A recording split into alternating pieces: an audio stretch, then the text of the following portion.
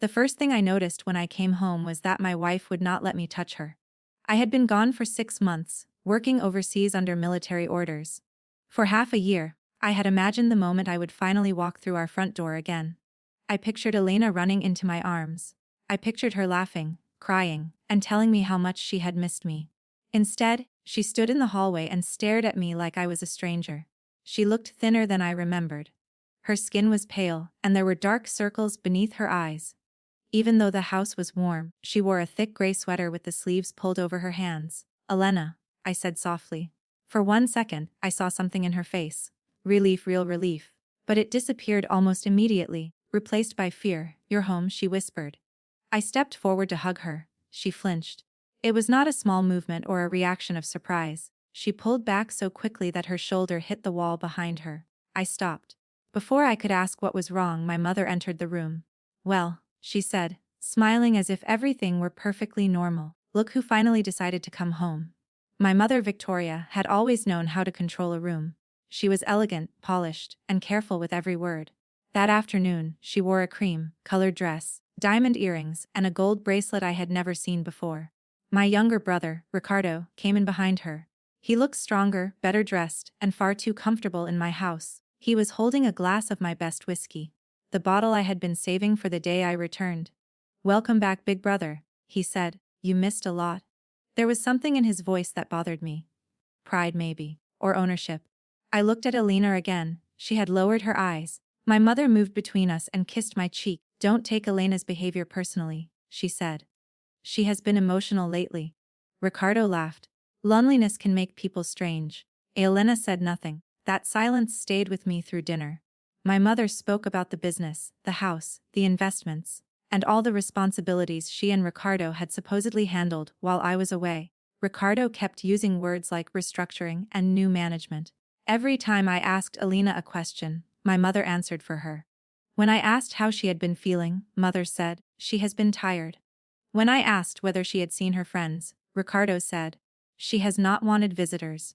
When I asked why she had not replied to my last few messages, Elena finally looked up. "I tried," she said. My mother's fork stopped moving, only for a second. Then she smiled. "The internet connection was unreliable. Remember." I did remember missed calls, strange delays, messages that arrived late or not at all. At the time, I had blamed my location and the security restrictions around my assignment. Now, sitting at my own dining table, I began to wonder whether the problem had ever been overseas. After dinner, Ricardo followed me into my office. At least it used to be my office. My books had been moved. My desk drawers were reorganized. Several framed photographs of Elena and me were gone. In their place were company reports, expensive pens, and a silver nameplate that read Ricardo Alvarez, Executive Director. I picked it up. "What is this?" He gave me an easy smile. "Temporary. Somebody had to run things. The company belongs to Elena and me, of course," he said quickly. "But while you were away, decisions had to be made." "What decisions?" He poured himself another drink. "Nothing you need to worry about tonight. You just got home." That answer did not calm me. It warned me. Later, when Elena and I went to bed, she stayed on the far side of the mattress. She kept the blanket wrapped around her body, even though the room was warm. I tried to speak gently. "You don't have to tell me everything tonight. Just tell me one thing. Are you afraid of me?" Her eyes filled with tears. "No."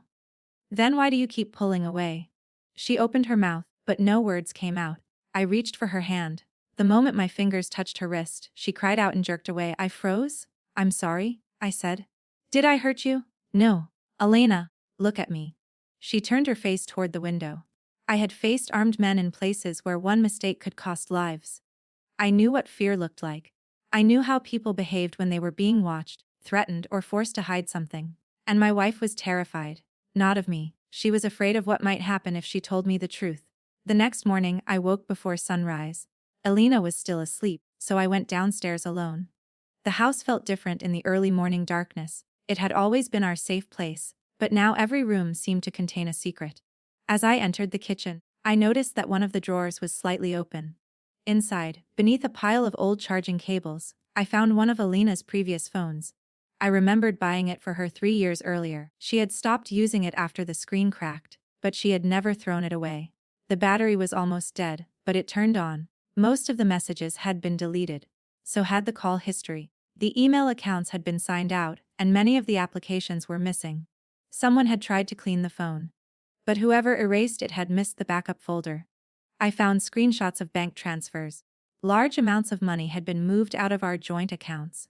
Some transfers had gone directly into accounts connected to my brother. Others had been sent to companies I had never heard of. I found email confirmations from attorneys I had never hired. I found scanned copies of property documents, company records, and investment agreements. Elena's signature appeared on every page. Then I saw my own name. My signature was there too. The problem was simple. I had not signed anything. My hands went cold as I opened document after document. Our family home had been transferred. Our investments had been transferred. The savings Elena and I had spent years building had been moved. Even the company we had created together before my military service was now controlled by a holding company registered under Ricardo's name. I stared at the screen, trying to understand how much damage had been done. Then I found a photograph. It showed Elena sitting at our dining table. Several documents were spread out in front of her. Ricardo was standing behind her. His hand was pressed against her shoulder. My mother stood on the other side of the table watching. Elena's face was turned away from the camera, but I could see how tightly she was holding the pen. The photograph had been taken less than 2 months earlier. I heard footsteps in the hallway. I quickly locked the phone and slipped it into my pocket. My mother appeared in the doorway. "You are awake early," she said. "So are you." Her eyes dropped toward the shape of the phone beneath my shirt. For the first time since I had returned, her smile looked forced. "Did you find something interesting?" "Just looking for coffee." She opened a cabinet and removed a cup. "That old phone barely works," she said casually. "You should throw it away." I watched her face. I had not told her what I had found. I had not even shown her the phone. Yet she already knew exactly what I was holding. "I might," I said. She poured herself a glass of water, but her hand was not steady. The cup tapped lightly against the counter. Then she turned toward me. "You have been through a lot," she said. "You should rest before making any important decisions." "What decisions?" Her eyes narrowed slightly. "About your future. About the business. About Elena." I felt anger rise inside me, but I forced it back down. "What about Elena?" My mother released a tired sigh. "She is not the woman you left behind. She has become unstable, paranoid. Sometimes she says things that simply are not true." "Such as?" My mother stared at me for a moment. Then she smiled again. "You should ask her." She walked out of the kitchen. That was when I knew. Something had happened inside my home while I was gone, and both my mother and my brother were hiding it. But I still did not know how far they had gone. For the rest of the day, I pretended that nothing was wrong. I ate breakfast with them. I listened as Ricardo described changes he wanted to make to the company. I nodded while my mother explained that Elena needed professional help. They became more relaxed with every hour that passed. They mistook my silence for confusion. They thought 6 months away had made me weak, exhausted, and easy to manipulate. But my time overseas had taught me something important. The person who talks first often reveals the most. So I let them talk. Ricardo bragged about new investors. Mother discussed selling part of the property. They spoke as if Elena and I were no longer the owners of our own lives. All the while, Elena moved quietly through the house. Whenever Ricardo entered a room, her shoulders tightened. Whenever my mother called her name, she responded immediately. She behaved less like a member of the family and more like a prisoner trying not to anger her guards. That night, I waited until the house was silent. Ricardo had gone out. My mother had taken a bottle of champagne into the garden. Elena was sleeping beside me, curled tightly beneath the blanket. I told myself I was only checking her wrist, the place she had protected when I touched her. Slowly and carefully, I lifted the edge of the blanket. What I saw made it difficult to breathe. There were dark bruises around both arms. Yellow and purple marks covered her ribs. Along her back, fading injuries formed the clear shape of fingers and something narrow, like a belt. Some marks were old, others were fresh. I sat there in the darkness, staring at the evidence on the body of the woman I loved. For 6 months, I had believed she was safe inside our home. I had been wrong. "Elena," I whispered. Her eyes opened immediately. She did not wake slowly like someone who had been resting peacefully. She woke in terror, as though she had trained herself to react to the smallest sound. She saw the blanket in my hand. Then she saw my face. She started crying before I even asked the question. "Who did this to you?" For several seconds, she could not speak. Her entire body trembled. I lowered my voice. "You are safe with me. I promise." "You don't understand," she whispered. "Then help me understand." They'll take everything. They already tried. Her eyes widened. I showed her the old phone. The fear on her face deepened. You found it? Yes. She covered her mouth, trying to stop herself from crying loudly. I sat beside her but did not touch her until she reached for my hand. When she finally did, her fingers felt cold. They told me you had given them permission, she said. At first, they only asked me to sign documents for the business. When I refused, Ricardo took my phone. My jaw tightened. Your mother said she could make it look like I stole from the company.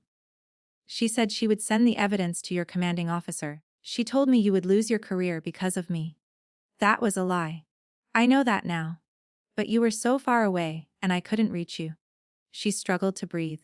They stopped my calls. They answered messages from your accounts. They told me you knew what was happening. I felt something break inside me. Not loudly, quietly. The way ice breaks beneath deep water. Who hurt you? I asked again. Elena looked into my eyes. Your mother and Ricardo, she whispered. They forced me to sign everything. Outside our bedroom window, laughter drifted up from the garden. My mother and brother were drinking champagne beneath the lights, celebrating what they believed they had stolen from us. Every part of me wanted to go downstairs. I wanted to drag Ricardo out of his chair. I wanted to make my mother look at every bruise she had helped put on Elena's body. But revenge driven by anger would be fast, careless, and temporary. Elena needed more than my anger. She needed safety. She needed proof. She needed justice that my mother and brother could never escape. I gently covered her again and kissed her forehead. Then I looked toward the window and made myself a promise. I would not explode. I would not confront them. I would not give them time to destroy the evidence or create another lie. I would let them smile. I would let them drink. I would let them believe they had won. Because anger would only frighten Elena. But patience would destroy them. I stayed beside Elena until the laughter outside finally stopped. She told me everything in fragments. Ricardo had started by asking for harmless signatures. He said the company needed routine approvals while I was overseas. When Elena refused to sign documents she did not understand, he changed his approach. He took her phone. He blocked her access to the bank accounts. Then my mother began telling everyone that Elena was emotionally unstable. They isolated her from her friends. They dismissed 2 employees who had tried to help her. They even convinced our family doctor that Elena was suffering from stress and should avoid making financial decisions. The first time Ricardo hit her was after she tried to leave the house with copies of the transfer documents. My mother watched him do it. Then she told Elena that the bruises were her own fault. Listening to my wife speak, I felt anger moving through me like fire beneath my skin. But I kept my voice steady. Do you trust me? I asked. Elena stared at me for several seconds. I want to. It was not the answer I had hoped for, but it was honest. That is enough for tonight, I said. I told her I would not confront anyone without warning her first. I told her she would decide how much of her story became public. Most importantly, I told her that she was no longer alone. She cried quietly against my shoulder. I did not sleep. At 4 a.m, I went into the bathroom and called Lieutenant Harris, my commanding officer. He answered on the 3rd ring. This had better be serious, he said. It is. I explained that documents had been signed in my name while I was deployed, and that my wife had been threatened and assaulted. His voice changed immediately. Do you believe your military credentials were used? I don't know yet. Then treat every device in that house as compromised. That possibility made my stomach tighten. Harris gave me the number of Grace Lynn, a federal prosecutor I had worked with during a financial crimes investigation 2 years earlier. Grace was patient, precise, and nearly impossible to intimidate. I called her next. She listened without interrupting. When I finished, she asked one question. Can your wife safely leave the house? Less. Then get her medical documentation before the injuries fade. Do not threaten anyone. Do not reveal what you know. And do not remove original financial records unless you can do it legally. I have copies on an old phone. Preserve the phone exactly as it is. I looked at my reflection in the mirror. What happens if they realize I know?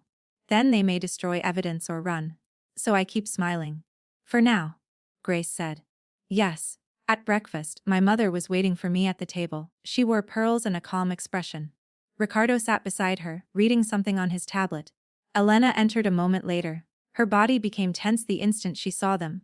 I pulled out the chair beside mine. Sit here, I said. Ricardo looked up. That is my seat. Not anymore.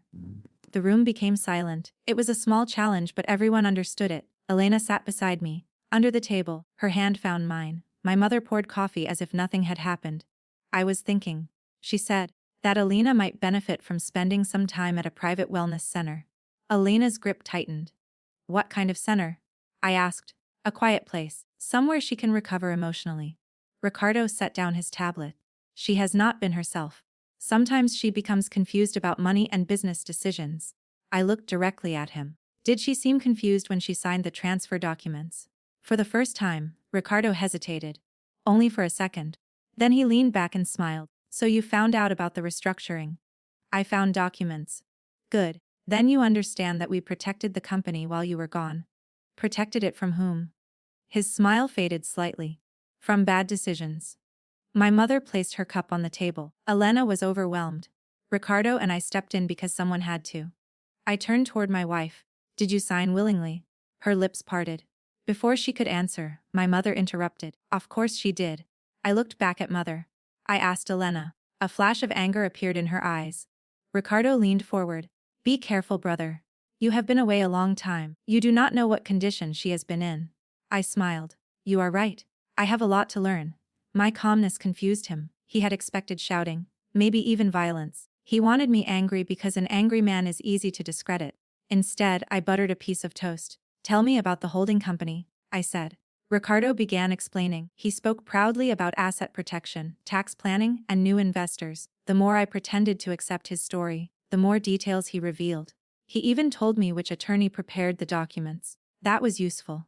After breakfast, I told my mother I wanted to take Elena into the city for lunch. Mother's eyes narrowed. She has an appointment. With whom? A therapist. I don't have a look confused. My mother gave her a cold smile. You forgot. No. Elena said quietly. I didn't. It was the first time she had directly challenged my mother since I returned. Ricardo stood. You should listen to mother. I stood too. He was several inches shorter than me, but he tried to hold my gaze.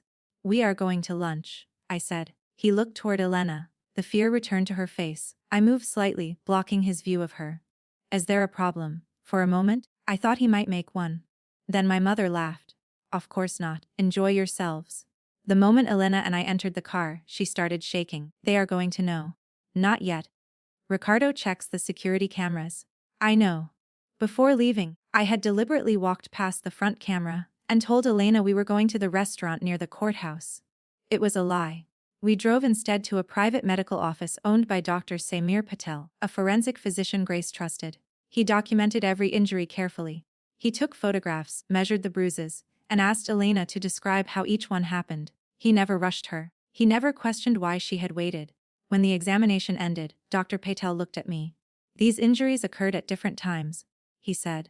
This was not one incident. Elena lowered her eyes. How long? I asked. At least several weeks, possibly longer. He placed the report inside a sealed folder. This is strong evidence of repeated assault. A strong evidence. The words should have comforted me. Instead, they made me feel sick. After the appointment, Grace met us in a quiet conference room inside the federal building. She reviewed the photographs from the old phone, the transfer documents, and the account records. These signatures are not enough by themselves, she said. A defense attorney will claim your wife signed voluntarily and that you approved the transfers remotely. I didn't. I believe you. But belief is not evidence. She pointed towards several transactions. The money moved through 3 shell companies before reaching Ricardo's accounts. That suggests planning. We need proof of coercion and proof that your signature was forged. Elena spoke quietly. There may be recordings. Grace looked up. What kind of recordings? Our house has security cameras. Ricardo used them to watch me. I remembered the system. 2 years earlier, I had installed cameras after a series of burglaries in the neighborhood.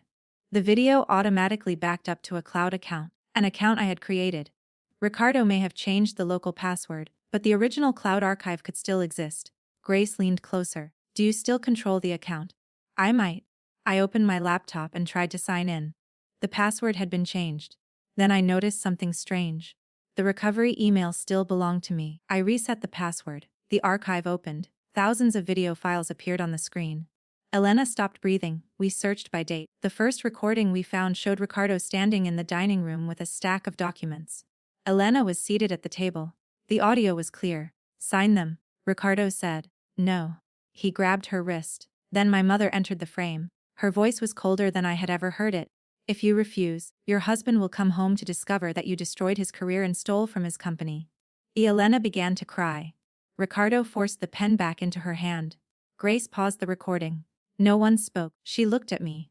This changes everything. My phone rang. Ricardo's name appeared on the screen. I answered. Where are you? He asked. At lunch. Which restaurant? I looked through the conference room window at the federal courthouse across the street. The one near the courthouse. There was silence on the line. Then he laughed. You always did enjoy making things sound dramatic. What do you need? Mother is planning a family dinner Friday night. Investors, attorneys, relatives. Everyone important will be there. A celebration. You could call it that. We are announcing the new leadership structure. He wanted an audience. He wanted to stand inside my house and publicly claim the company he had stolen from my wife. I looked at Grace. She had heard every word through the speaker. That sounds perfect, I said. After the call ended, Grace studied me. You understand that we should act before Friday if Elena is in immediate danger. She will not stay in that house alone again. Elena looked at me. What are you thinking? I turned the laptop toward Grace. Can you obtain a court order by Friday? For the accounts? Probably. And the arrests? That depends on what else is in those recordings. I looked at the thousands of files in the archive. Then we keep searching. For the next 4 hours, we watched my family destroy themselves. We found threats. We found violence. We found Ricardo discussing offshore accounts with an attorney. We found my mother ordering a housekeeper to clean blood from the hallway. And then, near the end of the archive, we found something none of us expected. A recording made 3 weeks before I returned. Ricardo was alone in my office, speaking on the phone. He said my name. Then he said, if he comes home and starts asking questions, we use the accident plan. Grace paused the video. Elena turned pale. I felt the room become very still. What accident plan? She whispered. I looked at the frozen image of my brother on the screen. Until that moment, I had believed Ricardo wanted my money. Now I realized he may have wanted something more permanent. He may have been planning to make sure I never lived long enough to take it back. For several seconds, none of us moved. Ricardo's frozen face remained on the screen. He was standing inside my office with one hand in his pocket, speaking casually about an accident plan. As if he were discussing a late delivery. Grace replayed the recording. If he comes home and starts asking questions, we use the accident plan. The person on the other end of the call was too quiet to hear. Grace turned up the volume and played it again. This time, beneath Ricardo's voice, we heard a faint reply. Same road. Ricardo answered, same road. Same curve. No witnesses.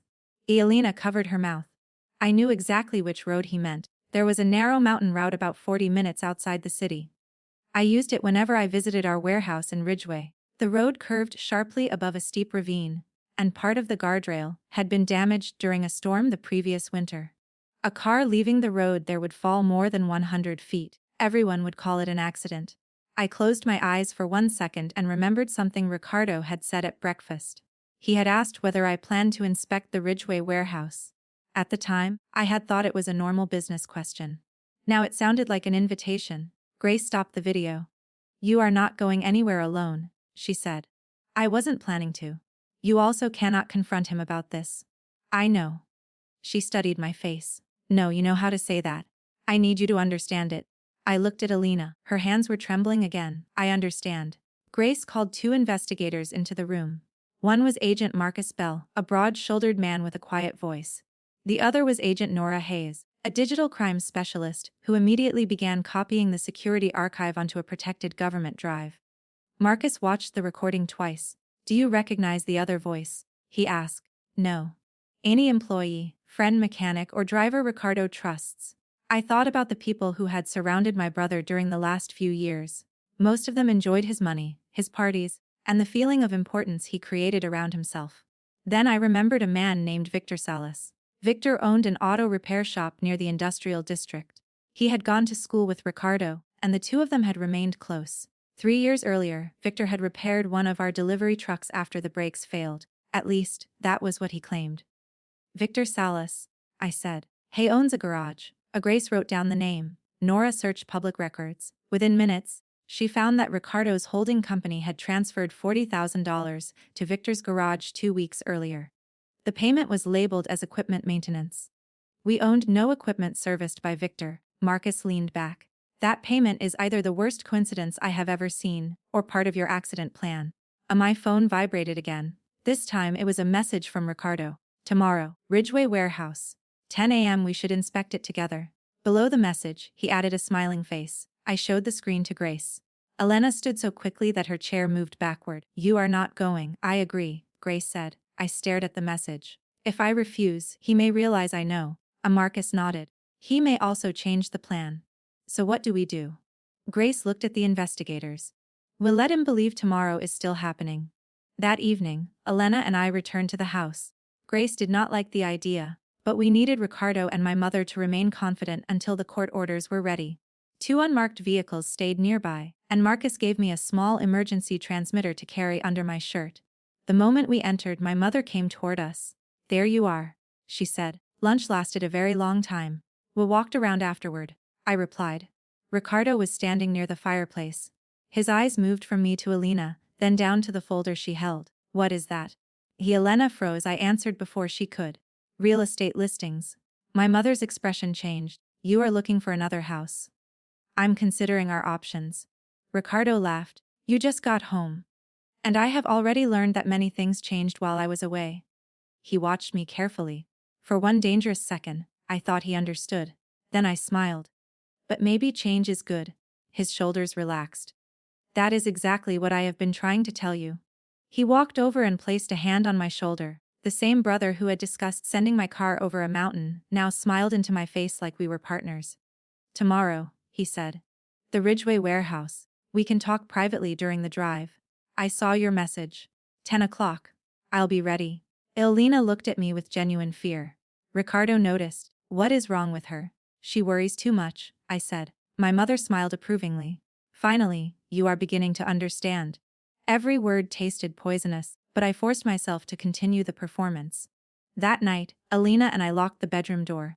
You cannot get into a car with him, she whispered. I won't. But you told him. I told him what he needed to hear. I explained Grace's plan. At 9 the next morning, I would drive my own vehicle toward the Ridgeway Road. Agents would follow from a distance. Before reaching the mountain, I would switch cars at a service station and continue in an unmarked government vehicle. My car would be driven by a trained agent wearing a cap and jacket similar to mine. If Ricardo or anyone else tried to interfere with the vehicle, agents would be watching. Elena hated the plan. So did I. But we needed to know whether the threat was real. At 8:30 the following morning, Ricardo came downstairs dressed in a dark jacket. Ready? He asked. I thought we were taking separate cars. He hesitated. Why would we do that? I have a meeting after the warehouse. What meeting? I smiled. You ask a lot of questions. His jaw tightened. Then he shrugged. Fine, I'll follow you. That had not been part of the plan. I stepped outside and quietly touched the emergency transmitter beneath my shirt. Marcus heard everything.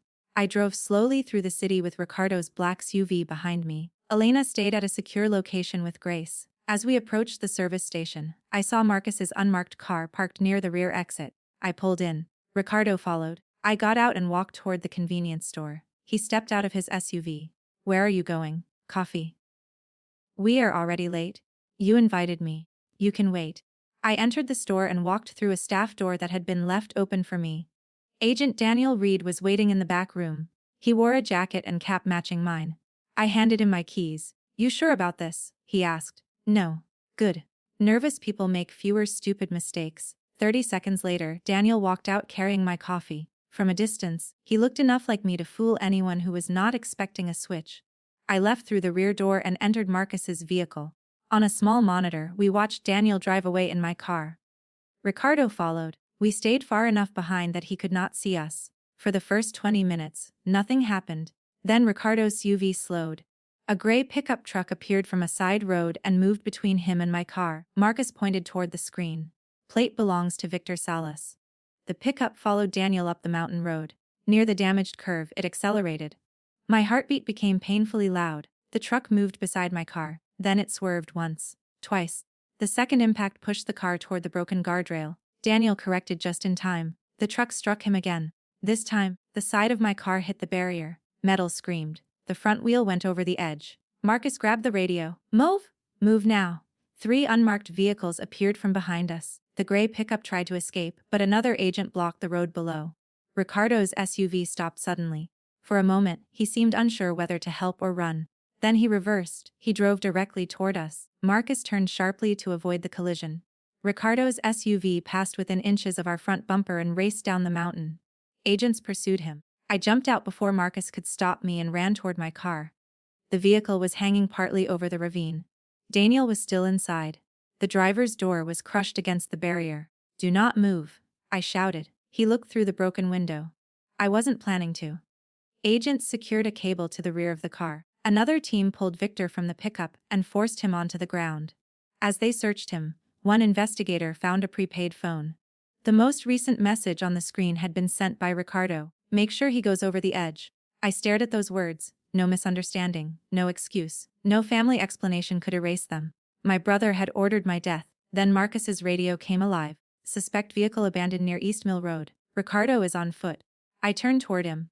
He escaped. For now. My phone rang. Unknown number. Marcus told me to answer on speaker. Ricardo's voice came through, breathless and furious. "You set me up. You tried to kill me. You took everything from me first. The company was never yours. It should have been." In the background, I heard a car door close. He was no longer on foot. Someone had picked him up. Then another sound came through the line. A woman's voice. "My mother." "Ricardo, stop talking." The call ended. Marcus looked at me. "Your mother is helping him." I thought about the dinner scheduled for Friday night. The investors. The attorneys. The announcement. They had planned it as a celebration. Now they were fugitives with a public event approaching. My phone vibrated one final time. A message from my mother appeared. "Come home alone, or Elena will pay for what you did." Attached was a photograph. Elena was sitting in the back seat of a car. Her hands were tied. And my mother was holding a knife against her throat. For one terrible second, I forgot how to breathe. Elena sat in the back seat of a car with her hands tied in front of her. My mother was beside her, holding a knife against her throat. The photograph looked recent. Elena was wearing the same blue shirt she had put on that morning. I turned toward Marcus. She was with Grace. He was already speaking into his radio. "Confirm Lynn's location, now." An answer came back seconds later. Grace had reached the secure apartment. Elena had not. The driver assigned to move her there had failed to report. My blood went cold. Someone had known the route. Someone had known the vehicle. And someone had reached Elena before we realized there was a leak. My phone rang again. Mother's voice was calm. "You have 30 minutes. Let me hear Elena. You saw the photograph. I want to hear her voice." There was silence. Then I heard Elena breathing. "I'm here," she whispered. "Are you hurt?" Mother pulled the phone away. "Come home alone," she said. "No police, no agents. If I see one unfamiliar car, she dies." The call ended. I started toward Marcus's vehicle. He blocked my path. "You are not going alone. She has a knife against my wife's throat. And if you walk into that house without a plan, she may kill both of you." She gave me 30 minutes. "Then we use every one of them." Grace arrived less than 5 minutes later. Her face was pale with anger. "The transport driver was found unconscious near the parking garage," she said. "His vehicle is gone." "Who knew Elena's route?" "6 people. One of them told my mother." Grace did not deny it. Nora traced the photograph's digital data, but most of it had been removed. The image had passed through a messaging application designed to erase location information. Still, there were details inside the photograph. The rear window showed part of a brick wall. A faded green sign reflected in the glass. And above Elena's shoulder, I saw the edge of a metal shelf. "That is not a moving car," I said. Marcus looked closer. The background. The same objects appear through both windows. "The car is parked inside a building." I enlarged the reflection of the green sign. Only 2 letters were visible. R&G Ridgeway. Our old Ridgeway warehouse had a green safety sign mounted beside the loading entrance. The building had been unused for months. Ricardo had tried to lure me there that morning. While we were watching the mountain road, my mother had taken Elena to the place where the plan was supposed to end. "She is at the warehouse," I said. Marcus ordered teams toward Ridgeway. I looked at the time. 22 minutes remained. "We cannot arrive with a line of government vehicles," I said. "She is expecting them." Grace nodded. "We approach from the East Service Road. You go through the main entrance." "No." I looked at her. "No.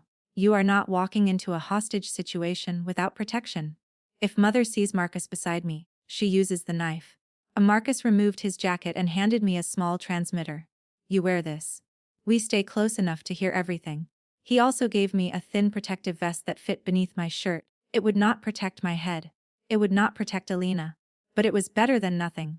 I drove toward Ridgeway alone. At least, that was what my mother would see. Agents followed far behind and left the main road before the warehouse came into view. The building stood at the edge of an abandoned industrial area. Its windows were dusty. Rust covered the loading doors.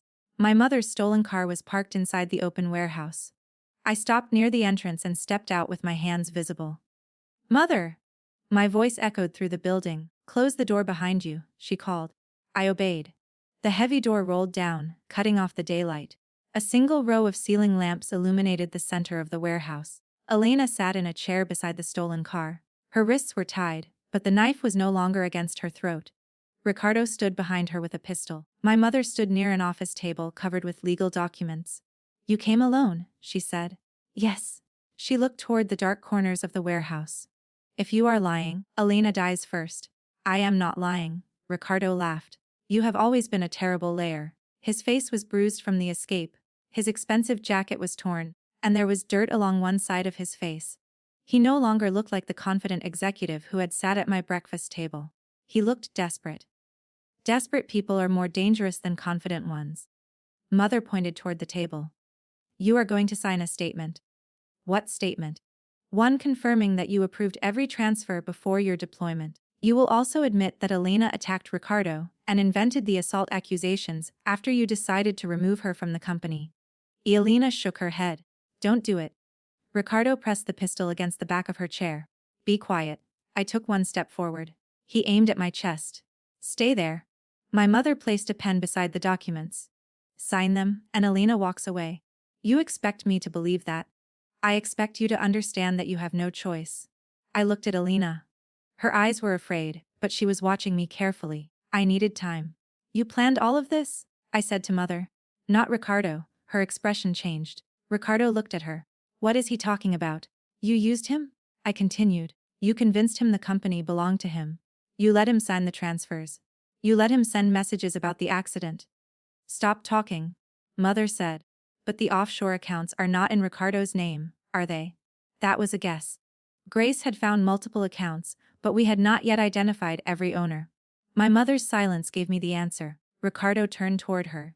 "You said the money was protected." "It is. For us, Ricardo," she warned. "For us," he repeated.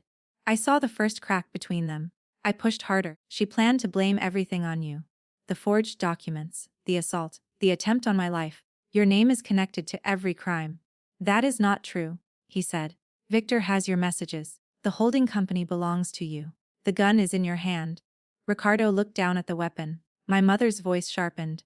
"Do not listen to him." I moved closer to the table. "He is going to prison, Mother. But you planned to disappear with the money before that happened." Ricardo stared at her. "Where are the accounts?" "Keep the gun on him." "Where is my money?" "It was never your money," she snapped. The words echoed through the warehouse. Ricardo's face went empty. My mother realized her mistake immediately. She changed her tone. "Listen to me. We can still fix this. You said we were partners. You did what I needed you to do." Elena suddenly pushed herself sideways. The chair fell to the concrete floor. Ricardo turned toward her. That moment was enough. I grabbed the metal pen from the table and threw it at the nearest ceiling lamp. The bulb shattered. Half the warehouse went dark. Gunfire exploded. I dropped behind the office table. Agents broke through the loading doors from both sides. "Federal agents! Drop the weapon!" Ricardo fired again. A bullet struck the table above my head. My mother ran toward the car. Elena was still on the floor, tied to the chair. I crawled toward her. Ricardo saw me and raised the gun. Before he could fire, Marcus hit him from the side. They crashed against the car. The pistol slid across the floor. Mother reached it first. She picked it up and pointed it directly at Elena. Everyone froze. "Back away," she screamed. The calm, elegant woman I had known all my life was gone. Her hair had fallen across her face. Her hand shook violently around the pistol. "You ruined everything?" she said to me. "No," I replied. "You did. You chose her over your own family. Elena is my family." Mother's face twisted with anger. She aimed lower, at Elena's chest. I moved between them. "Then shoot me."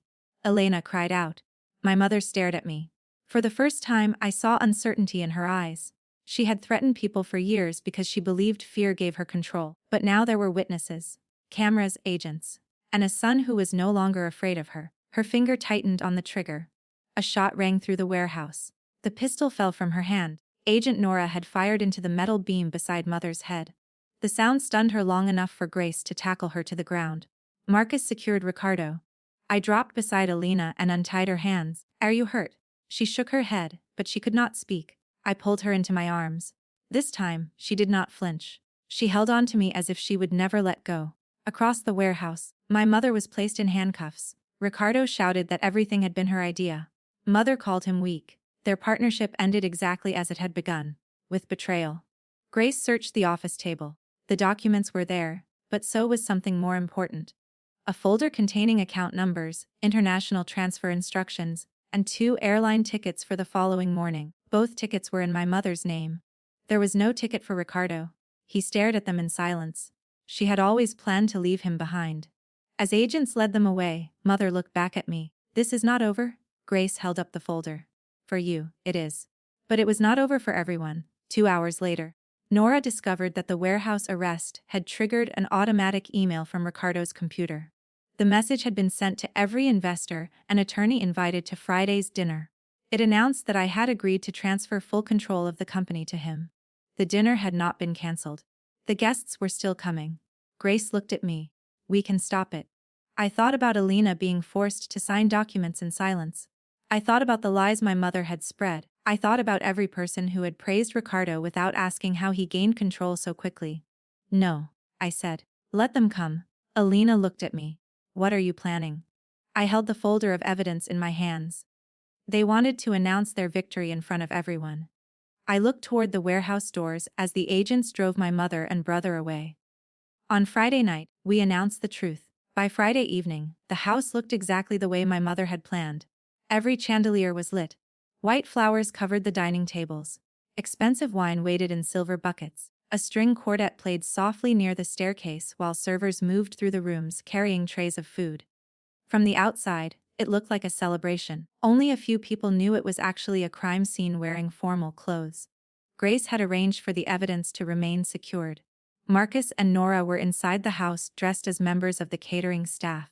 2 court officers waited in a vehicle down the street. Several federal agents were positioned nearby, but none of them were visible to the guests. Elena stood with me in our bedroom while people arrived downstairs. She wore a dark blue dress with long sleeves. The bruises were hidden, but I knew they were there. You do not have to do this, I told her. She looked at herself in the mirror. Yes, I do. You already gave your statement. That was inside an office. Tonight, I want them to see me standing. I understood. For months, my mother and Ricardo had spoken for her. They had told people she was unstable, confused, and unfit to make decisions. If Elena stayed hidden now, those lies would continue living in the minds of everyone who had heard them. She turned toward me. Will they be here? My mother and Ricardo. She nodded. No, they are still in custody. A small amount of tension left her face. But their attorney will be here, I continued, and so will the investors who accepted the new ownership documents without asking questions. Elena took a slow breath. Good. That single word told me she was ready. We walked downstairs together. The conversations stopped one by one. Nearly 60 guests filled the main room. Some were relatives.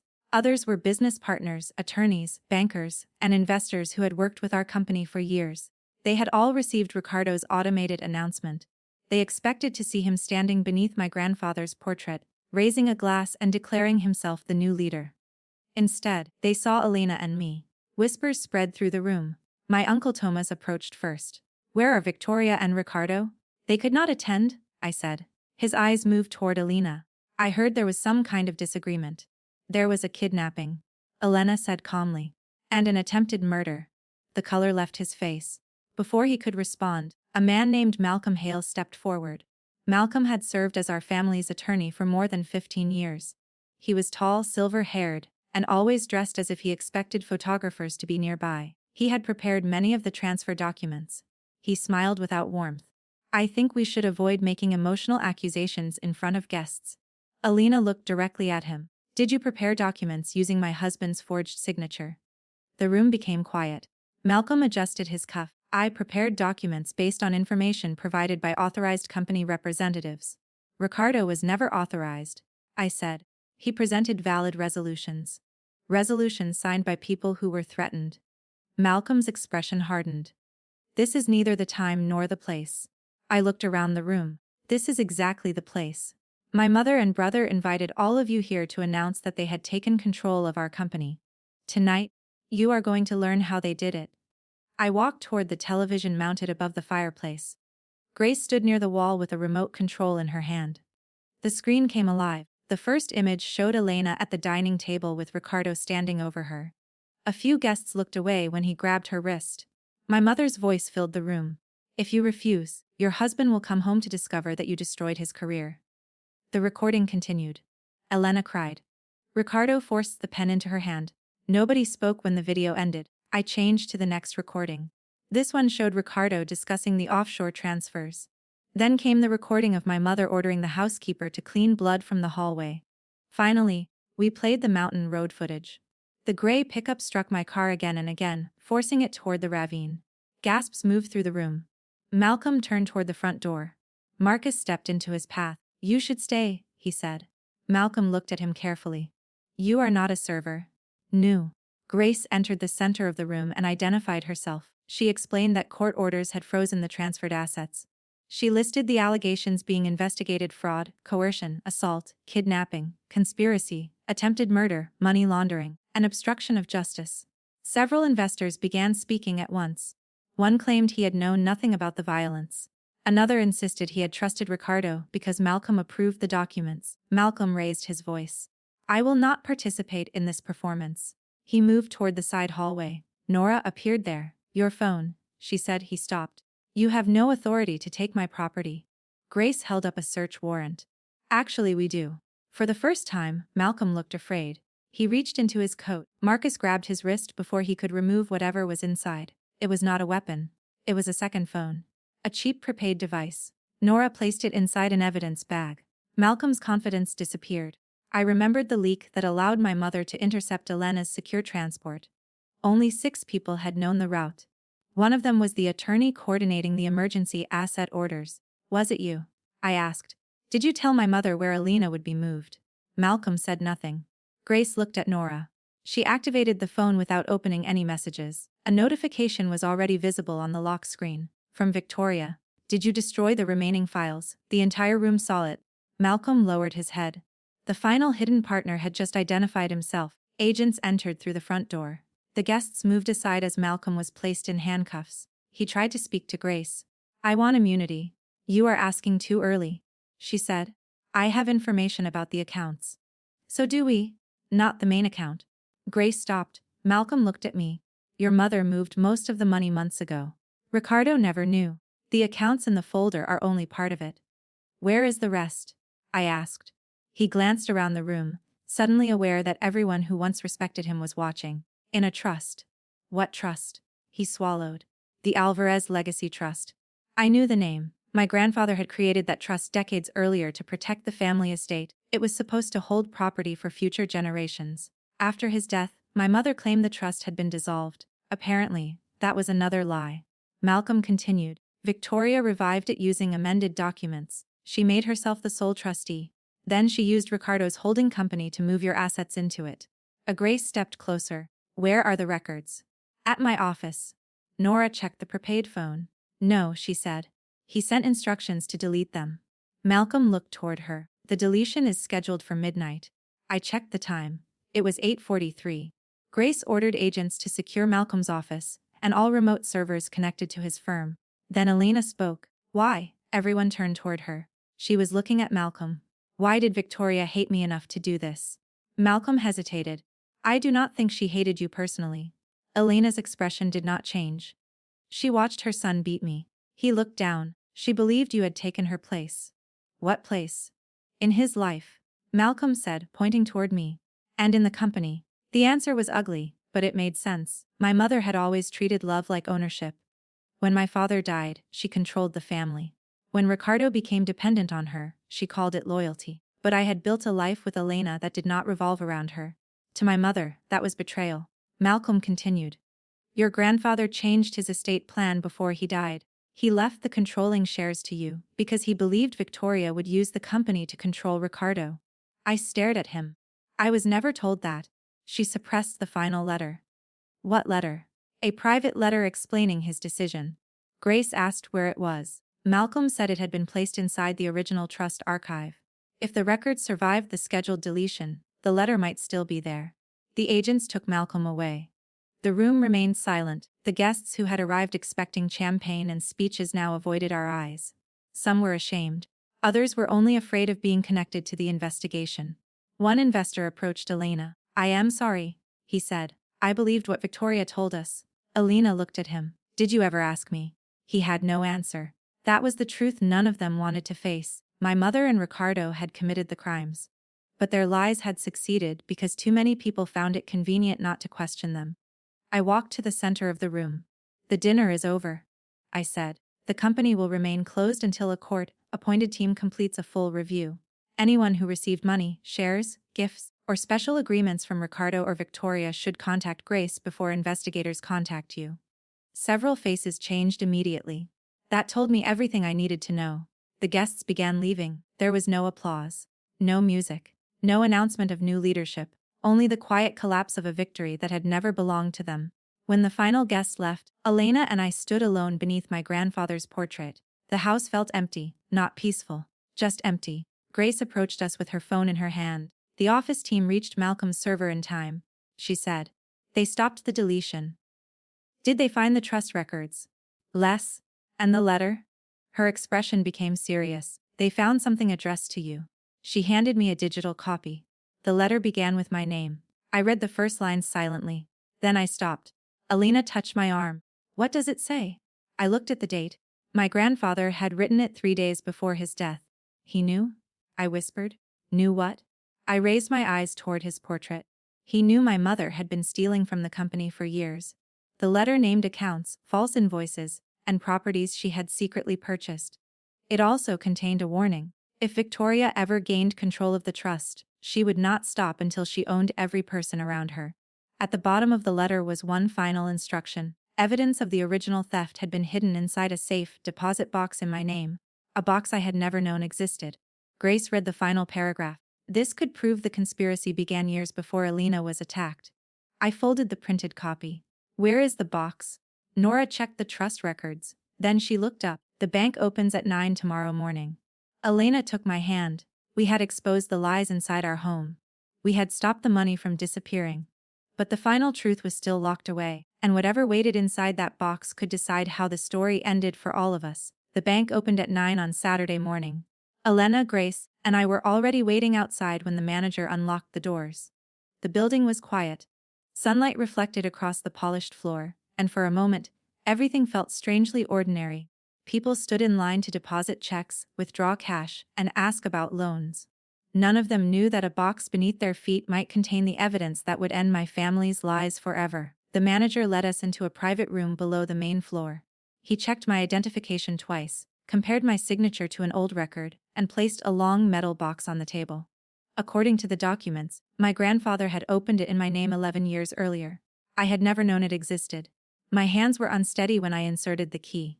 Elena placed her hand over mine. You do not have to open it alone, she said. I looked at her. A few days earlier, she had been too afraid to let me touch her wrist. Now she was the one giving me strength. Together, we opened the box. Inside were several sealed envelopes, a small digital recorder, property records, photographs, and a thick notebook written in my grandfather's handwriting. The first envelope had my name on it. The second was addressed to Ricardo. The third was addressed to my mother. Grace photographed everything before allowing us to move any item. I opened my letter first. My grandfather wrote that he had discovered Victoria, my mother, stealing from the company years before his death. At first, the amounts were small. She created false expenses, redirected payments, and purchased property through secret companies. When he confronted her, she cried. She blamed my father. She blamed Ricardo's needs. She blamed everyone except herself. Then she promised to stop. She never did. My grandfather explained that he had changed the company structure to prevent her from gaining complete control. He gave the controlling shares to me because he believed I would protect the business instead of using it to control the family. He also wrote something that hurt more than I expected. He said he had watched my mother manipulate Ricardo from childhood. She rewarded him when he obeyed and punished him when he thought for himself. By the time Ricardo became an adult, he no longer understood the difference between love and control. That did not excuse what my brother had done. But it explained how he became the man who could hurt Elena and order my death. I opened Ricardo's letter. My grandfather had begged him to build a life outside our mother's shadow. He warned him that Victoria would make him feel powerful, while using him as protection for her own crimes. The last line read, "The day she no longer needs you will be the day you finally understand what she taught you to become." I remembered the 2 airline tickets found at the warehouse. Both were in my mother's name. There had never been a place for Ricardo in her escape plan. She had used him until the final moment. The 3rd envelope remained sealed. Grace said it belonged to the prosecution now. Then we turned on the digital recorder. My grandfather's voice filled the small room. He sounded tired. In the recording, he described the false invoices, secret accounts, and threats my mother had used to silence employees. He named Malcolm Hale as the attorney who helped her hide the theft. Then another voice appeared. My mother's. The recording had been made during their final confrontation. "You cannot remove me," she said. "I am protecting the company." My grandfather answered. "You are giving everything to him. He earned my trust. And Ricardo. Ricardo needs freedom from you." There was a long silence. Then my mother said something I would never forget. "If you do this, I will take it all back. I do not care how long it takes." The recording ended. Grace looked at me. "This proves intent. It connects the old theft to the new conspiracy." Elena stared at the recorder. "She planned this for years." "Yes," I said. My mother had not acted because of one argument or one moment of anger. She had waited. She had built relationships, controlled Ricardo, corrupted Malcolm, and prepared for the day she could reclaim what my grandfather had taken from her. My deployment gave her the opportunity. Elena became the obstacle. And I became the final problem she intended to remove. The notebook contained account numbers, dates, names, and copies of payments. It was enough to trace nearly every dollar my mother had stolen. By Monday morning, investigators had recovered most of the missing assets. Properties were frozen. International transfers were stopped. Several business partners agreed to cooperate after learning that their own signatures appeared on suspicious documents. The case grew larger with every passing day. My mother and Ricardo were denied bail. Malcolm began negotiating with prosecutors. Victor confessed to the Mountain Road attack and admitted Ricardo had paid him to make my death look accidental. The transport leak was also confirmed. Malcolm had given my mother Elena's route in exchange for money and protection. There was no longer any mystery. Only consequences. The trial began 8 months later. Elena testified for 2 days. I sat behind her while she described the signatures, the threats, the isolation, and the violence. Ricardo refused to look at her. My mother watched her with the same cold expression she had worn at our dining table. But this time, she could not interrupt. She could not answer for Elena. She could not tell the jury what to believe. For the first time, Elena controlled the room.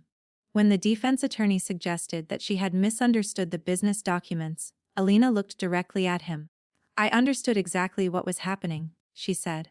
"I was being forced to choose between my safety and my husband's life."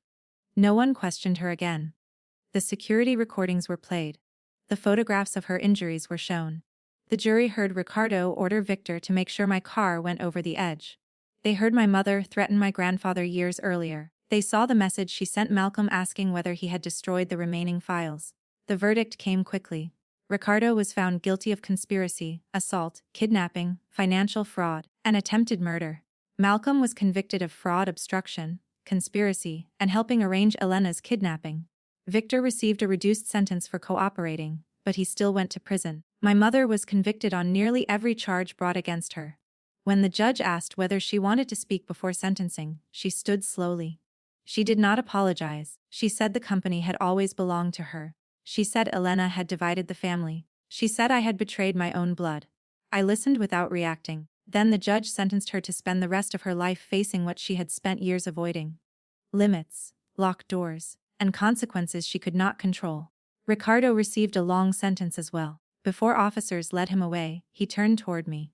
For a moment, I saw the younger brother who used to follow me through the garden when we were children. Then that image disappeared. "Did you come here to enjoy this?" he asked.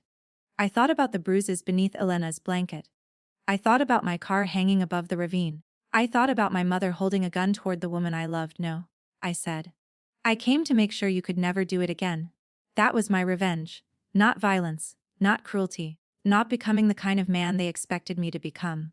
My revenge was making sure the truth followed them into every courtroom, every sentence, and every locked cell. The family estate was sold under court supervision. Some people called that tragic, I did not. A beautiful house is not a home when fear lives inside it. The money recovered from the sale paid debts, restored stolen employee funds, and compensated several people who had been harmed by my mother's schemes. Elena and I kept only what had legally belonged to us before the fraud began. We used part of it to rebuild the company. But we did not rebuild it the old way.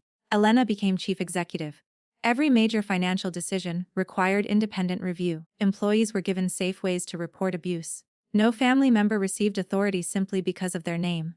We also created a fund for victims of financial and domestic abuse.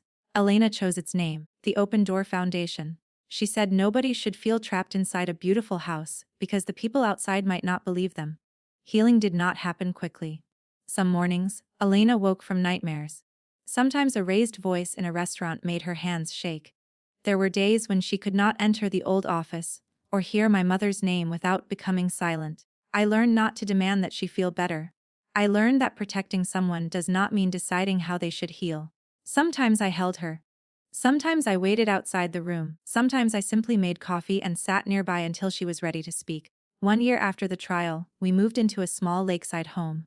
There were no marble floors, no chandeliers, no family portraits watching us from the walls. There was a wooden porch, a narrow dock, and a kitchen that filled with sunlight every morning. The first night we slept there, Elena left the bedroom door open. It seemed like a small thing. To us, it was everything.